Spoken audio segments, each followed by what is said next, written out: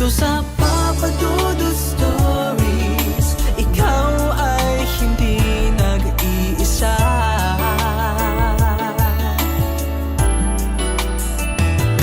Dito sa Papa Dudut Stories, may nagmamahal sa'yo. Papa Dudut Stories, Papa Dudut Stories,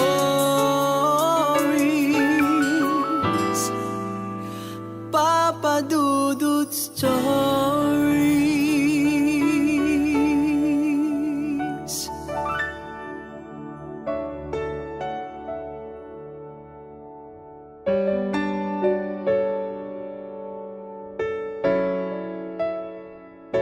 Dear Papa Dudut, magandang araw po sa inyong lahat. Itago nyo na labang po ako sa pangalang Isa. Nagsimula po ang lahat nung ako ay 4 na taong gulang pa lamang. Nag-aaral na ako ng nursery noong mga panahon na yon, Papa Dudut. Dahil parehong nagtatrabaho ang mga magulang ko ay puro pinsan ko lang ang madalas kong nakakasama ng panahon na yon. Lahat ng gusto at ipag-utos nila ay sinusunod ko dahil sa takot ko na maiwan na mag-isa sa aming bahay. Isang araw ay nagbilin si Papa sa akin. Huwag na huwag mong bubuksan ang kwarto natin. Dapat ay hayaan mo itong nakalak. Mabilis na oo naman ang sagot ko. Habang naglalaro kami ng mga pinsan ko sa loob ng aming bahay ay inutusan nila akong buksan ang pintuan ng kwarto namin. Hindi ako pumayag dahil kabilin-bilinan ni Papa na huwag itong bubuksan. Dahil dito ay nagalit ang isa kong pinsan at niyaya nang umuwi ang kapatid niya. Naiwan ako mag-isa, takot na takot ako. Ang tumatakbo lang sa isipan ko ng mga oras na yon ay ito.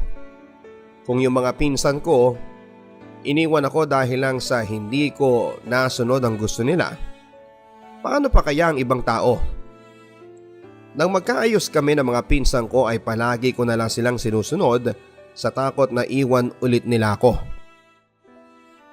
Noong nag-5 taon ako ay pinilit ko sina Papa na mag-grade 1 na kaagad ako. Sa umpisa ay ayaw ng mga teacher pero napapayag din sila ni Papa. Sa umaga ay nasa paaralan ako at kapag hapon naman ay naglalaro kami ng mga pinsan ko. Madalas papadudot naming laruin ang football, running at paminsan-minsan ay bahay-bahayan. Sila ang nagturo sa akin ng mga larong yon kaya lahat ng ipapagawa nila ay tama para sa akin. Hindi ko alam na hindi pala ganon ang tama at normal sa paglalaro ng bahay-bahayan. Tuwing yon ang laro ay ako ang nagiging nanay kahit na mas matanda ang 2 kong pinsan. Dahil ang kuya nila ang tatay at hindi daw pwede na magkapatid ang magiging nanay at ang tatay.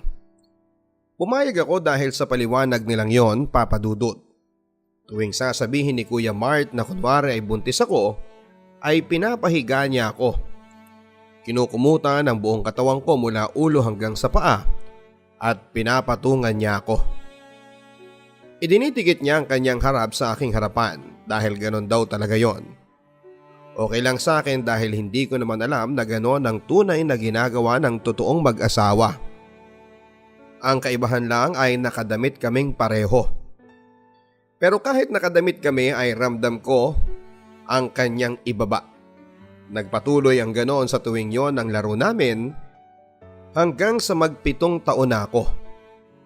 Bakasyon bago ako pumasok ng grade 3 ay umuwi kami ng probinsya na sakop pa rin ng Cavite. Nagbakasyon muna ako sa lola ko, kasama ko doon ang mga pinsan ko sa mother side. Sila naman ang nakakalaro ko doon. Isang araw ay nagpunta ang lola ko sa bahay ng tita namin. Medyo malayo ng kaunti sa bahay ng lola ko. Bago siya umalis ay nagbilin siya na matulog kami sa tanghali. At dahil hindi naman ako sanay na natutulog sa tanghali, ay nagkunwari na lamang ako na natutulog. Nagulat ako sa mga sumunod na nangyari. Ang pinsan ko na si Ate Lynn, bigla na lamang niya akong hinalikan sa labi Hindi ako nakapalag sa sobrang gulat ko at dahil na rin sa nagpapanggap akong natutulog ng mga oras na yon. Pero hindi lang yon ang ginawa niya dahil habang hinahalikan niya ako, ay iginapang pa niya ang kanyang kamay. Nung una ay sa likurang bahagi lang ng aking katawan hanggang sa iginala niya ito at inilipat sa aking harapan.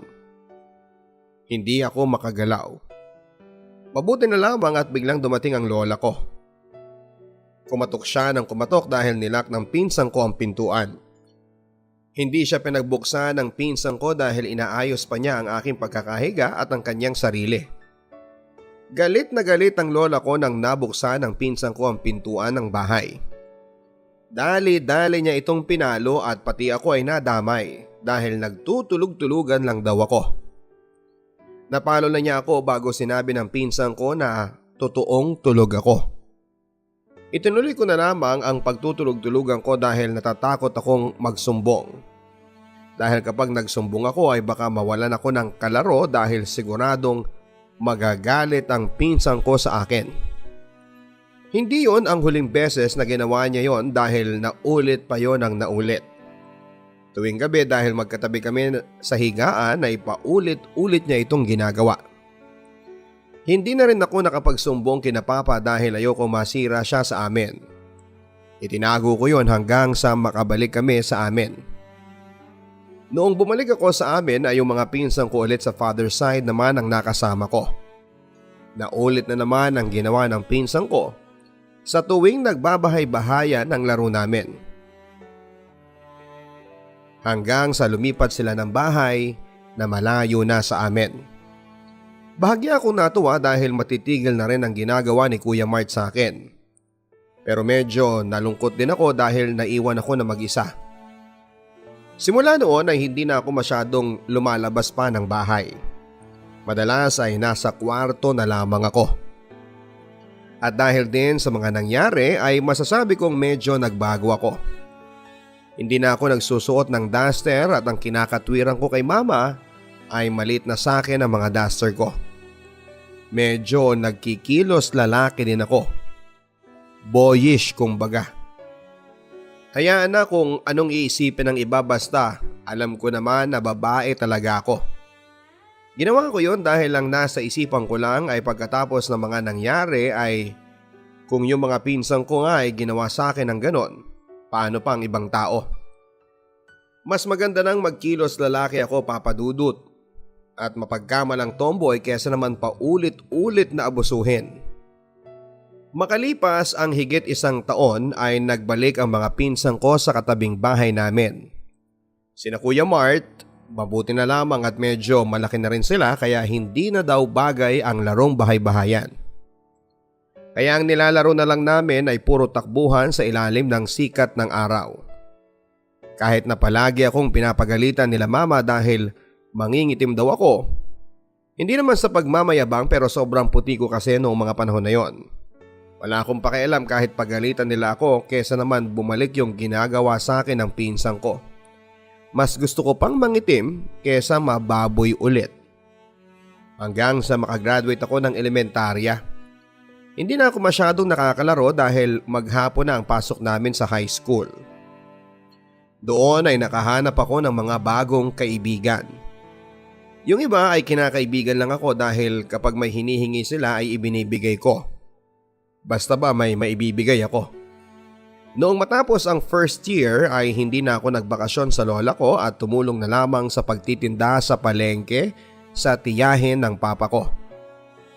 Sa palengke ako sa umaga at naglalaro ako sa hapon kasama ng mga pinsan ko. Noong mag-second year ako ay natigil ako sa pagtulong sa tiyahin ng papa ko dahil gusto ni papa na mag-focus na ako sa pag-aaral. Pero kahit nagbakasyon na ay hindi na rin muna ako bumalik sa palengke para tumulong. Nagkulong na lamang ako sa loob ng aming bahay. Natuto na rin akong mabuhay nang wala ang mga pinsan ko. Mas okay na yon para hindi ko maalala ang mga nakaraan. Ang mga ginawa sa akin ng mga pinsan ko. Medyo nakatulong yon dahil hindi ko na masyadong naaalala ang mga ginawa nila. Iniisip ko kasi na mga bata pa kami noon at marahil ay hindi rin nila lubusang nalalaman o naiintindihan ang mga ginagawa nila.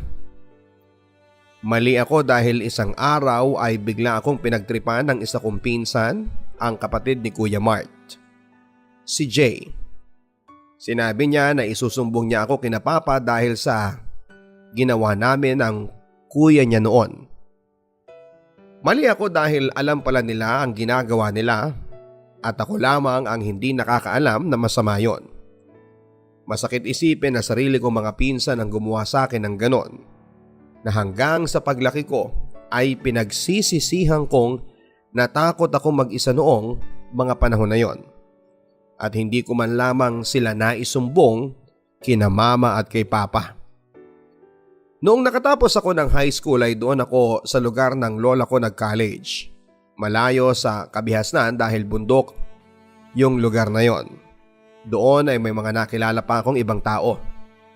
Yung isa ay ibinigay pa ang number ko sa pinsan niya noong minsang nagbakasyon siya sa probinsya nila. Hanggang sa maging kami ng pinsan niya. Si Kim. Mabait siya pero hindi siya nag-aaral dahil kapos sila sa pangmatrikula. Ipinagpaalam ko naman yon kina Mama pero hanggang text at tawag lamang kami dahil masyadong malayo ang probinsya nila. Kung ako ay nasa Luzon, siya naman ay nasa Visayas kaya imposibleng magkita kami ng madalas tulad ng ibang magnobyo. Pero okay lang sa amin yon. At dahil malayo ako sa aming bahay ay na-homesick ako kaya tinapos ko na lamang ang isang taon at nag-transfer na lamang ako sa malapit sa amin. Sa paglipat ko ay madami pa ako nakilala. Iba't ibang tao, iba't ibang mga ugali. Hanggang sa si Kim ay lumuwas ng Laguna upang magtrabaho. Pero yun din ang simula ng aming hindi pagkakaunawaan. Hanggang sa mauwi na sa hiwalayan. Yung pinsan niya na nagbigay ng number ko sa kanya si Sander ay ginamit ko para sana gantihan at saktan ng ex kong si Kim. Pero hindi nagtagal ay natutunan ko na rin siyang mahalin hanggang sa isang araw ay nagkita kami sa dati kong school at nooy kasalukuyan niyang school. Doon ay hiningi niya ang isang bagay na hindi dapat ibinibigay ng isang babae sa hindi naman niya asawa. At dahil curious ako noong mga panahon na yon ay pumayag ako at ibinigay ko ang dapat na iniingatan ko sa pag-aakalang totoong mahal niya ako. Matapos yon ay pumunta pa siya sa aming bahay upang personal na magpakilala kina Mama pero makalipas lamang ang ilang buwan ay hindi rin kami nagtagal dahil umuwi siya ng probinsya at doon ay naghanap na ng iba. Masakit dahil siya ang nakauna sa akin pero wala naman akong magagawa dahil nangyari na ang hindi dapat. Hanggang sa ibang kaklase sa elementarya ang nagparamdam at nanligaw sa akin. Si Sep. Naging kami pero hindi alam nila Mama dahil takot ako na baka maghiwalay lang din kami at siya din naman ay ayaw pa munang humarap kina Mama dahil takot pa din siya at nahihiya dahil napahinto din siya sa pag-aaral. Inamin ko sa kanya na may nakauna na sa akin at tanggap naman daw niya yon. Pero sa kalagitnaan ng aming relasyon ay hiniling niya ang hiniling din sa akin ng aking ex. Ayaw ko pero mapilit siya. Muntik na niyang makuha ang hindi naman dapat niya makuha. Hanggang sa isang araw ay bigla na lamang siyang nakipaghiwalay dahil childish daw ako. Nung una ay hindi ko matanggap dahil sa text lang siya nakikipaghiwalay. Pero nang tumagal ay naisip kong nakipaghiwalay siya dahil hindi ko naibigay ang hinihingi niya. Hinayaan ko lamang yon at least ay hindi niya nakuha. Hanggang sa makagraduate ako sa college at may nakilala akong lalaki. Si Mac.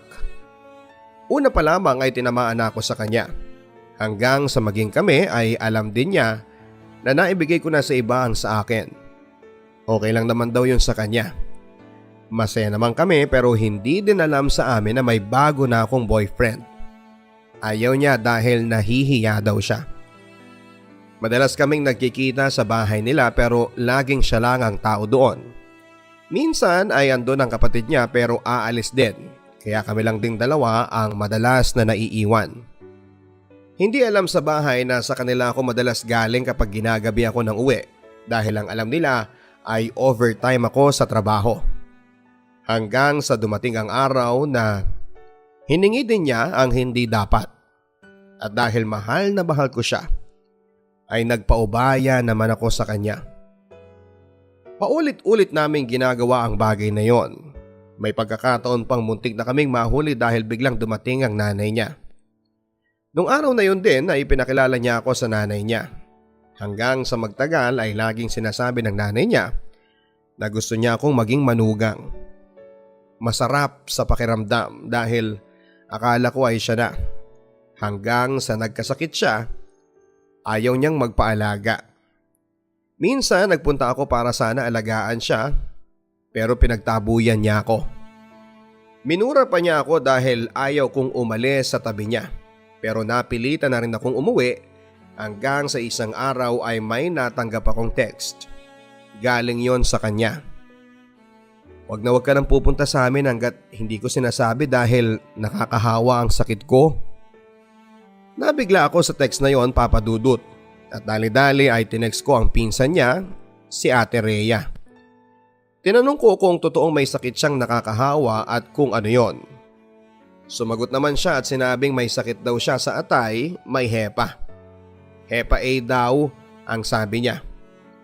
Buti na lang daw at nagagamot yon. Doon ako sa pinsan niya humingi ng update sa kalagayan niya dahil hindi siya nagte-text.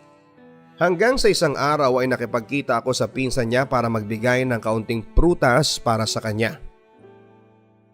Mabuti na lamang at mabait ang pinsan niyang yon at pumayag din sa hiling ko na huwag sasabihin kay Mark na nagte-text ako sa kanya.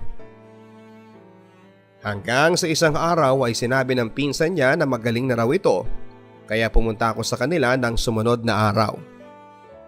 Pero parang hindi siya natuwa na pumunta ako sa kanila. Noon lang ulit kami nagkita pero parang hindi man lang niya ako na-miss. Hanggang sa ihatid na niya ako sa labasan nila dahil may pupuntahan pa daw siya. Nakasabay ko pa sa bus ang nanay niya at ang bunso niyang kapatid. Ibinayad pa nga ako ng nanay niya dahil nauna silang bumaba sa akin.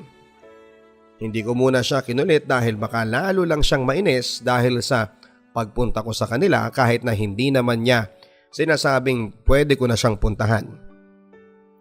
Hanggang isang text ang nagpabangon sa akin ng gabing yon. Nag-text ang isang kaibigan ko na kakilala niya at sinabing makipaghiwalay ka na kay Mac. Dali-dali akong nag-load at tinanong siya. Bakit? Saka siya sumagot ng hindi ka na mahal ni Mac. Nag-chat siya sa akin at nagpapatulong kung paano makipaghiwalay sa'yo. Nagimbal ako sa mga nabasa kong reply ng kaibigan ko. At pagkatapos noon ay tinext ko si Mac. Ang sama-sama mo. Hindi ko alam kung bakit yon ang unang na-text ko sa kanya. Marahil ay dahil na rin sa sobrang pagkabigla. Nasa kaibigan ko pa niya sinabing gusto na niya akong hiwalayan. Nag-reply naman siya ng sorry at sinundan pa niya ng gulong-gulo lang talaga ako. Tinanong ko siya kung may iba na siya pero sabi niya ay wala naman daw. Hindi na ako nakapag-reply dahil sa sobrang sakit na nararamdaman ko ng mga oras na yon. Hindi naman ako pwedeng umiyak kina mama dahil hindi naman nila alam na may nobyo ako ng mga panahon na yon. At lalong hindi nila alam na may nangyayari sa amin ng lalaking bigla na lamang nang iwan sa akin. Tinanggap ko na lamang na kahit kailan ay wala ng lalaking seseryoso pa sa akin.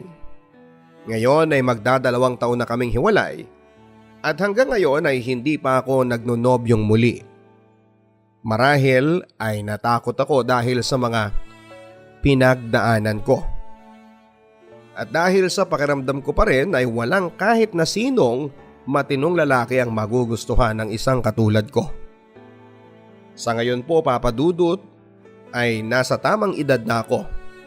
At ibinubuhos ko na lamang ang oras ko sa pagtatrabaho. Pero hindi pa rin maiwasan na maalala ko ang mga nangyari sa akin noong bata pa ako. Papadudot, isinulat ko po ang kwento ko para hindi natularan ng iba at magsilbing aral na din para sa kanila. At para na rin po humingi ng payo kung paano kong makakalimutan ang bangungot ng aking nakaraan, na hanggang sa ngayon ay mahirap pa ring alisin sa aking isipan. Naway sana sa mga nakikinig po sa programa ninyo ay mag-post po sila ng mga comments nila tungkol sa kanilang advice. Hanggang dito na lamang po Papadudot at sana po ay mabasa ninyo ang aking kwento. Maraming salamat. Nagmamahal, Isa.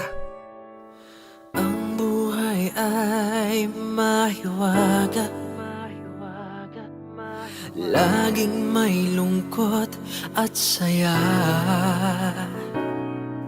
Sa Papadudot Stories, laging may karamay ka.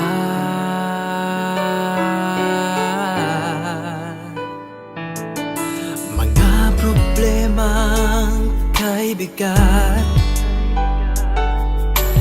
dito ay pakikinggan ka. Sa Papadudot Stories, kami ay iyong kasama. Dito sa Papadudot Stories, ikaw ay hindi nag-iisa.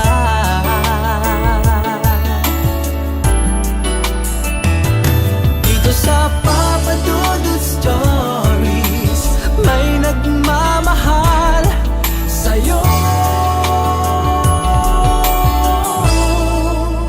Papadudot Stories, Papadudot Stories.